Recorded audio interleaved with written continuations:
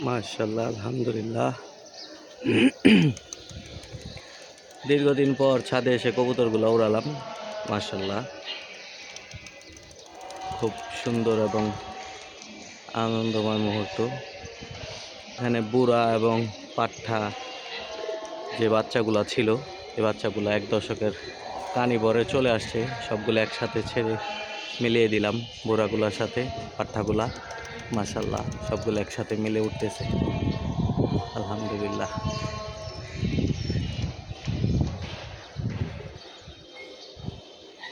সময়ের অভাবে ছাদে আসতে পারি না, কবুতরগুলো সকালে এসে উড়াতেও পারি না।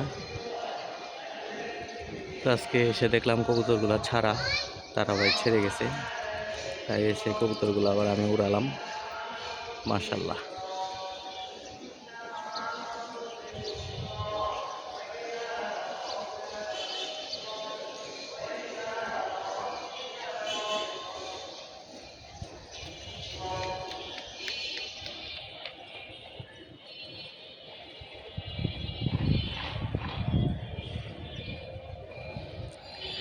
এবছর কবুতরগুলো পাল্লায় বের করতে পারিনি নতুন ছাদের কারণে। একটি টুর্নামেন্ট খেলা হয়েছে, সিজন ইনটেক ছিল বিধায় টুর্নামেন্টটা খেলছি। 25 কিলোমিটার ওপেন সাইড পোল্ট্রি। আল্লাহর রহমতে আপনাদের সবার দোয়া এবং ভালোবাসায় এবং আল্লাহর ইচ্ছা ছিল বিধায় টুর্নামেন্টটি খেলতে পারছি এবং যৌথভাবে দুইজন আমরা সেকেন্ড পজিশনে আছি। 7টা করে কবুতর ছিল। প্রথম দিন 7-7 কাউন্ট হয়, দ্বিতীয় দিন 7-6টা কাউন্ট হয়।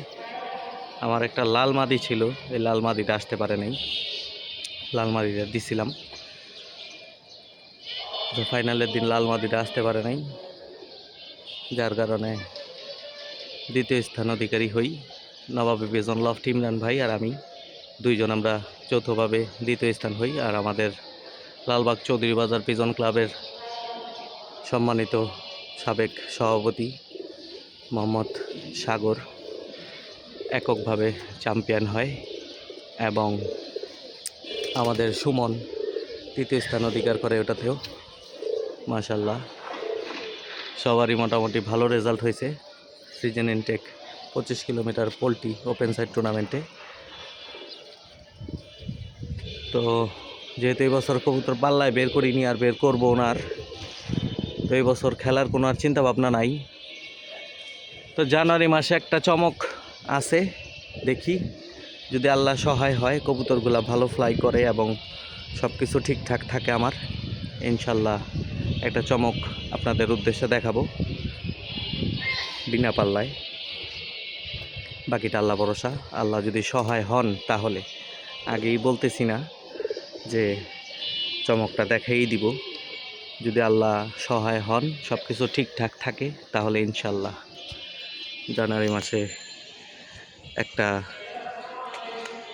আপনাদের উদ্দেশ্যে, আমার দর্শকদের উদ্দেশ্যে একটা সারপ্রাইজ অপেক্ষা করতেছে। ইনশাল্লাহ সব ঠিকঠাক থাকলে ওই সারপ্রাইজটা আপনাদের সবার উদ্দেশ্যে আমি দেব। সবাই দোয়া করবেন। মাশাআল্লাহ, কবুতরগুলো উঠতেছে। তো সবার ভালোবাসার কবুতরগুলো সুস্থ সবল থাক, এই দোয়াই করি, এবং আমারগুলোও সুস্থ সবল থাক, সবাই এই দোয়াই করবেন।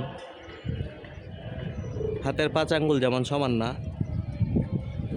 তেমন সবার ভালোবাসার মানুষও এক হইতে পারে না। আমি কারো কাছে খারাপ, কারো কাছে ভালো, এটাই স্বাভাবিক।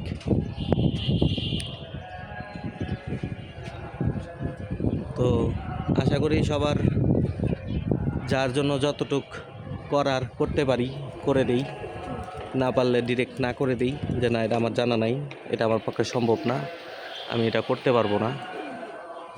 আর যেটা জানি সেটা সবার উদ্দেশ্যেই শেয়ার করি, বা পার্সোনালভাবেও কেউ যদি জিজ্ঞাসা করে বলে দিই যে এটা এভাবে করলে ভালো হয়।